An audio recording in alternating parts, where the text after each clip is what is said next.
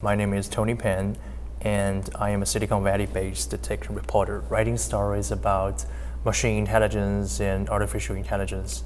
I work for Synced, which is a global media publication, focused on the news stories in AI, machine learning, and everything in this whole industry.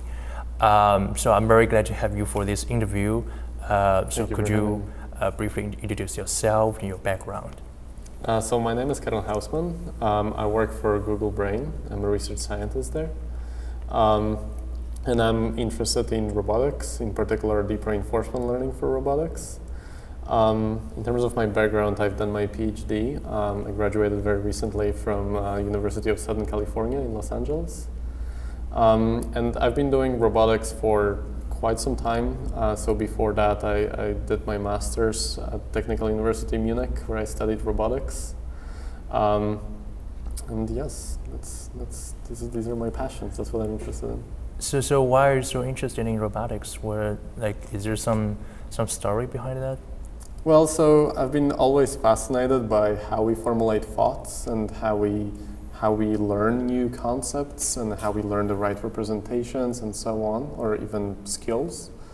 So I've done some studies on philosophy, different areas of science, and I thought that this idea of building a machine that can reason, that can learn on its own, is kind of a really important way that allows us to understand how we as humans do it. And that was very compelling for me. So this idea of having robots learn on their own, I think, let us understand how we learn better. Mm-hmm. So could you briefly describe the academic environment back in Germany, I think, where you study your master degree, and in the US? What is the difference? So I would say it's fairly similar. Mm-hmm. So in Germany, there's lots of really good robotics research happening, lots of real robots, I think very good mechanical engineering, very good hardware, a lot of really, really good people. I had a really great time there. In the US, I think one difference that I notice, especially on the graduate school level, is that the labs seem to be a little smaller, and you as a researcher maybe have a little bit more freedom. I would say that my observation in Europe was more that when you work in the research lab, you tend to gravitate to your advisor's idea, and everybody works on similar line of work. Versus in the US, I think it's more spread out and you have more freedom. But that's my personal opinion. Understood. So what is your interest in Google Brain? What is the work you're specifically working on? Right, so right now I'm very interested in multitask deep reinforcement learning and also in the concept of robot skill embeddings. So basically, right now in robotics, we are in deep reinforcement learning, we're fairly good. We understand fairly well how we can learn one particular skill and how we can master it. And we've seen many impressive results from Google and from other parties, from universities as well, how we can do this. But I think we are not as good when it comes to learning multiple skills at the same time. And on top of that, we are not that good at reusing the skills that we already know how to do. So in particular in deep reinforcement learning literature, if you see experimental sections of many of the papers, you see that you would evaluate a certain method on one particular task, let's say robot trying to reach something, and then you would try to have robot learn how to grasp something, and you would start from scratch again, even though you just learned how to grasp, and this is how to reach, excuse me. And this is not really how we humans learn. So I'm very interested in how can we represent skills in such a way so that we can easily reuse them and learn new skills much easier. Mm-hmm. So speaking of these reusable, skills, you just have a really impressive talk on at the rework, talking about your recent work, and I think the paper is submitted to ICAR 2018, right? Yes. So could you expand on that? And what is the work you're specifically working on? Right. So the idea of robot skill embeddings is basically trying to address this problem, to represent skills such that they are easily reusable, and the idea is there to learn an embedding space. So it's an abstract space, such that this space could be split in different areas, and every area is responsible for one particular skill. So for example, there will be one area responsible for grasping, another one for stacking objects, and so on. But now we want this embedding to not only have these different areas, but within every single area, we would like the samples from this area to lead to different solutions of that particular task. So basically, we want to build this very rich library of skills and have a way of representing them, such that later on we can take this library and build something on top of that very easily. Mm-hmm. So, for example, if I want to learn how to grasp, I can just pick a sample from my library that is responsible for reaching that I've done before, and then based on this skill, just learn a little bit on top how to grasp. Mm-hmm. So I learned one thing that from the CVPR 2018 this year, the best paper is about the transfer learning. They're kind of, I would say they're using kind of the same. No, it's not the same technique, obviously. It's so they're learning one representation from perception and another representation, and they're learning different representation from different tasks and use that to combine these different skills to learn a new thing. So first of all, I wanted to know what is your work? Is there any similarities between your work and transfer learning thing?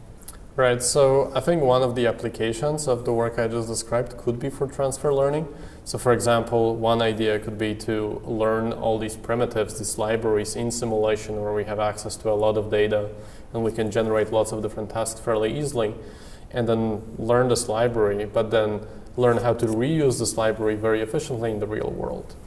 And I think the work on transferring what we learn in simulation to real world is really important, because if we learn how to do this well, then lots of the other problems such as the sample complexity of the algorithms and so on goes away. So I hope that this work can be also applied to these domains. Mm-hmm.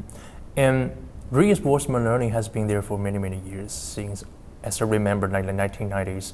And so over the past few years, it's been like a renaissance of reinforcement learning. DeepMind, a lot of companies and research institutes are using reinforcement learning for video games, for games, video games, robotics. So, what is the reason behind that? Yeah, so I think it's maybe a little hard to explain, but I think one of the reasons is basically the fact that deep learning exploded and it started working really, really well. And we've got enough compute now and enough data to actually show how scalable it is and how well it works. And then one obvious thing to try is to try these very successful techniques like deep learning in the deep reinforcement learning setup. And this tends to work really well. And I think it all started with the work from DeepMind and also a lot of really great work from many universities around the world. And people started seeing that some of these learned representations scale really well, and the robots can learn by themselves really to accomplish very, very impressive tasks. And then just more people started being interested in this field, and that just caused this effect of more and more people getting involved, more ideas. People are coming up with more ideas, so the whole field is getting very exciting. So it's just this effect of a lot of people, very smart people coming up with a lot of really great ideas, and it's just very, very exciting. And also, like, based on today's talk, there's a lot of topics in reinforcement learning, like imitation learning, like deep reinforcement learning, and also maybe in the future, not in the future, metalearning. Metalearning is also the concept for has been there for many years, but now everyone is talking about learning to learn. So, could you give a brief introduction on these three different concepts, like deep reinforcement learning, imitation learning, and meta-learning? Right. So in reinforcement learning, the idea is that you mostly learn from scratch. So you start from not really knowing how to do anything in the world. Then you you try to learn a certain skill. And then at the end of what we call an episode, so basically one part of this learning process, so you try to execute a certain skill, and at the end of that you will get a reward, which will tell you how well you did. And then based on this, you can try to optimize your actions such that you maximize this reward.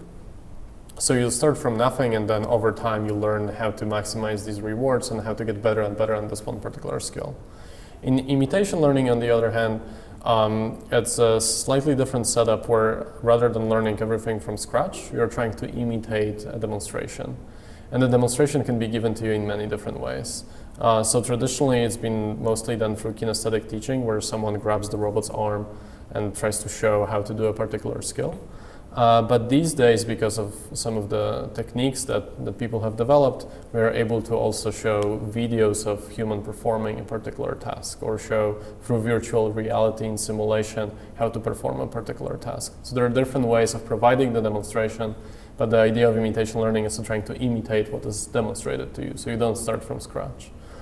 And then in meta-learning, which is what I haven't worked on much, the idea is trying to, instead of trying to use these algorithms that we know how they work and we know how they can learn efficiently, try to learn these algorithms on their own. So basically, we're trying to learn how to learn so that we can be very efficient in learning.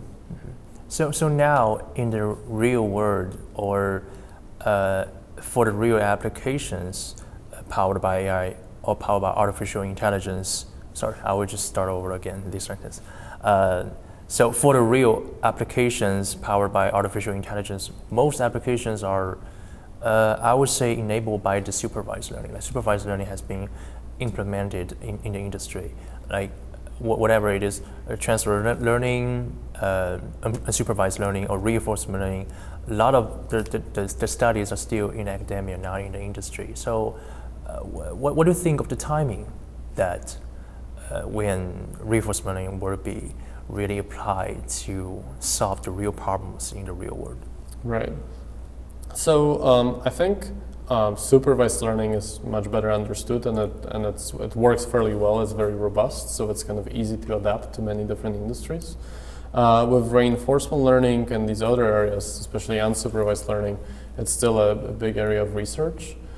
In terms of the timeline, it's really hard to tell when there will be mature enough so that we can apply them to many different problems. But already now we start seeing them actually apply to important problems. So I remember one work from Google where they applied to save energy on their data centers, where they apply basically reinforcement learning algorithms. And we start seeing really impressive results that are mostly in terms of games. So we have computer programs learning how to play Atari or how to play Go. But I think it's a matter of time where we start seeing them for some important applications. Mm-hmm. So I mean, AI is like we know is becoming applied to many industries and areas. And what areas are you most excited to see transform, and where did you see we will see the biggest impact? Yeah, so I think we already start seeing some of it, and I think one exciting area that is very exciting for me is medicine. Mm-hmm. And we start seeing how these algorithms can empower the doctors and help the doctors to diagnose certain diseases better. And I think this is very transformative. So if you have a computer system that has the knowledge of many different cases that you might have not seen yourself, then you have this very powerful assistant that can help you to provide the best diagnosis there is, especially in many different parts of the world that don't have access to the best doctors or the best equipment and so on. So I think this is one area that I'm particularly excited about. Mm-hmm. So what's next for you? Or what is the next project or work you're really excited to do? Yeah, so I just joined Google Brain, so I'm excited to be in this new environment, and there's many different very exciting projects going on there. Mm-hmm. One area that I'm particularly interested in is multitask learning. So I would like to have robotic systems that can learn such that they can learn multiple skills, so that when you learn the next skill, it's much easier than starting from scratch again.